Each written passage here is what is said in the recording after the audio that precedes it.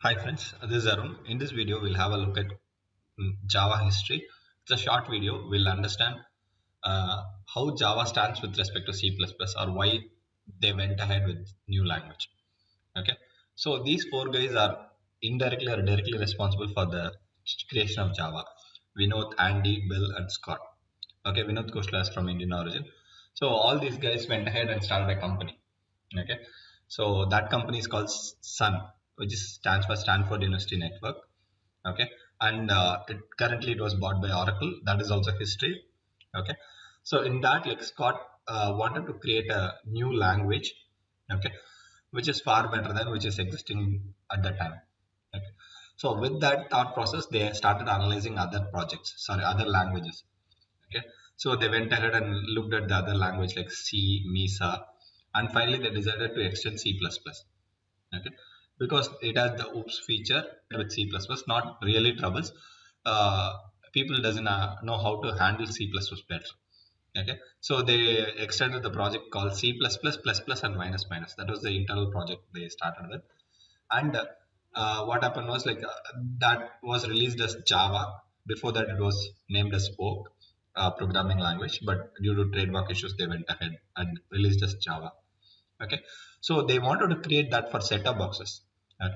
So now everybody knows set-top boxes. What set-top boxes? Because it's before us. So this was an era where the set-top boxes didn't prevail at all. So at least 20 years back, 1990s. Okay, so there is no set-top boxes and there is no OS written for set-top boxes. Okay, they have to write a language which will run in this place. Okay, so that's where they built up from the ground with the thought process. It is not dependent on the OS. Okay, like Windows or Unix or whatever it is. Okay, so this is the quote from Inside Story from Sun World. So James was saying that we want to create a software system which is distributed and which is mainly focused towards the electronic manufacturers, that to consumer electronics. Okay. But till date, this what is the media mobiles was not convinced with the software thing because of the control and the distribution. Okay, during the time they released, they conceived the language. It is 1991. Okay, they didn't want to take on C++ directly, but they want to pick a language which is having all the features of C++, but which can have more of a networking capability and other things. So they went ahead to the cable industry. So mostly it is Time Warner, as HBO, CNN, RW. All these are from Time Warner company. Okay. So they proposed the solution to them. They analyzed for a lot of time, and finally they rejected it. Okay. Till date, they are forced to do the distributed distribution, all the software. I mean, all the media industry. So at the time, they had the power to straight away reject it. Now they are forced to use it.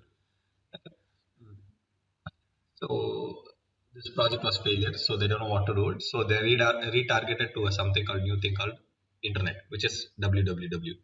Okay. So at the time, it was not that popular. So even the browser was not, none of the browser existed. Okay, the first browser Mosaic was just released as a pet project, and so there was a company called Netscape, which was also trying to do something into the internet thing. So what Java, which is Sun Microsystem, they released a browser called Hard Java browser and also partnered with Netscape. So Netscape said that we'll support Java inbuilt as part of the browser itself. Okay, they had a common enemy which is Microsoft. So they joined enemies friend, right? So they joined together, and Netscape renamed their programming language LiveScript to JavaScript so that everybody gets confused, and they released it. And the first form of applets was showed as a demo to the consumers, and it became a super duper hit at the Wall Street. Again, not in actual Silicon Valley, but it is more target towards the Wall Street thing. Released it, and Java Beans came into the picture, and Java JSP came into the picture, and Java 2 was improvised version of Java 1.3 was released.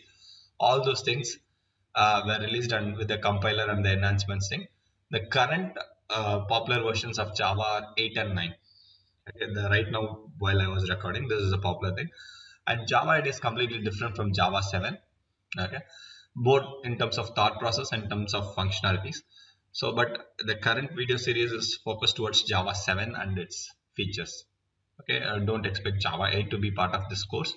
It is in a different course. So let's go to the features. So I'll summarize a quick set of features. For example, platform independence. As I said, they were forced to do platform independence, so they didn't have a OS access. So that's where it's called platform independent.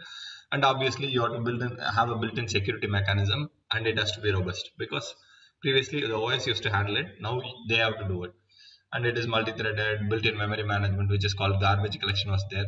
That was one of the biggest features of Java till date. So they program that was a marquee thing for them. Okay, and there are a lot of rich APIs for internet and web programming.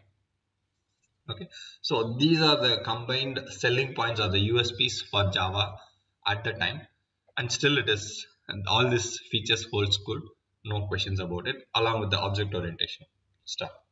Okay, so with this they released the first Java version and then went ahead with it. And there was a catch. The catch was performance. C++ was far ahead in terms of performance when it compared to Java, and the user interface was also sloppy in a way of enhancements, but still till date it is sloppy when it is compared to the native actual OS native usages. Okay, thank you friends, bye bye.